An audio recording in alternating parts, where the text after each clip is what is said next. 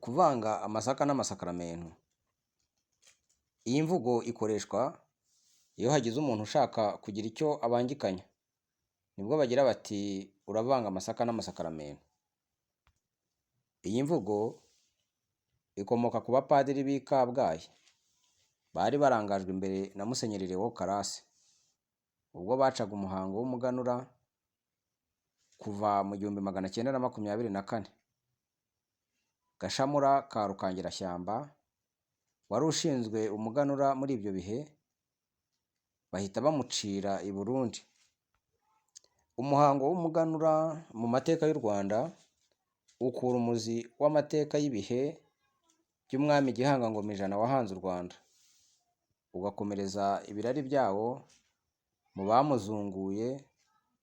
Abaragwa bawo bari Abatsobe bakura igisekuru cyabo kuri Rutsobe rwa Gihanga Ngoma Ijana. Gakondo yabo niyo yabazwaga umuganura n'abahinzi bawo.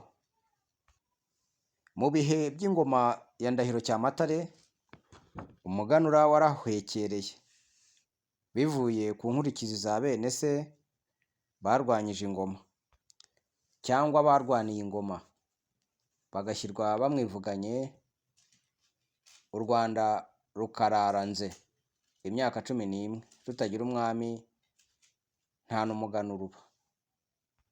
Aho Ruganzu Ndori yimiye u Rwanda agahangana n'abarupfakaje, yaje no kuzahura umuhango w'umuganura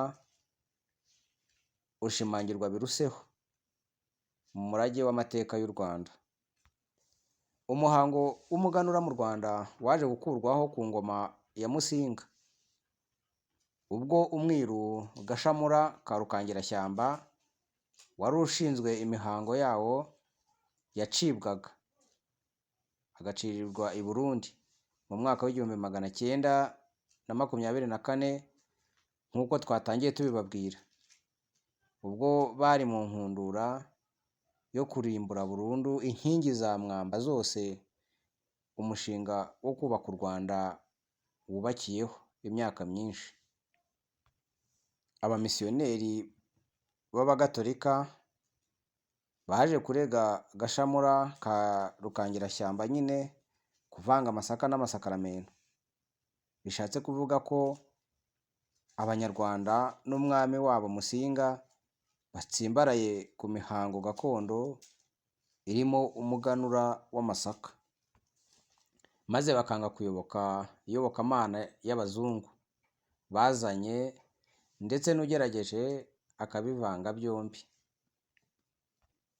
Bimwe mu by'abapadiri bapfuye n'abiru b'umuganura ni uko imihango yabo uko yategurwaga n'uko yashyirwaga mu bikorwa wasangaga bisa neza n'uko bakora umutambagiro ku munsi w'isakaramentu.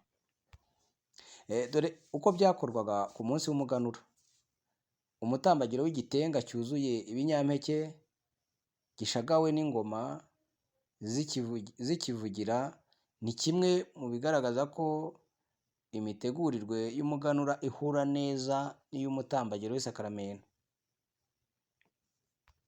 Ku ruhande rw'isakaramentu, indirimbo z'urwunge, ishusho ya Yezu na Bikira Mariya, abihaye Imana bayashagaye mu mutambagiro w'intambwe idasobanya, nibyo byarangaga nyine umutambagiro w'isakaramentu ku munsi mukuru waryo.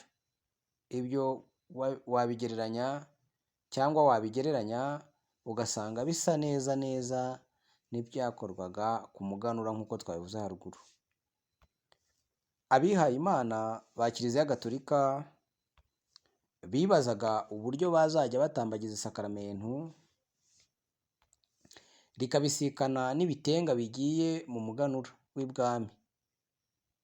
Ibyo bikabayobera, nuko umuganura barawurwanya ndetse barwara inzika kugeza ubwo bawuciye mu mihango yaberaga mu gihugu. Iyo mvugo yamamara ityo, hagaragara umuntu uvanga imvugo zidahuye cyangwa akavangavanga ibidasa, bakagira bati uravanga amasaka n'amasakaramentu.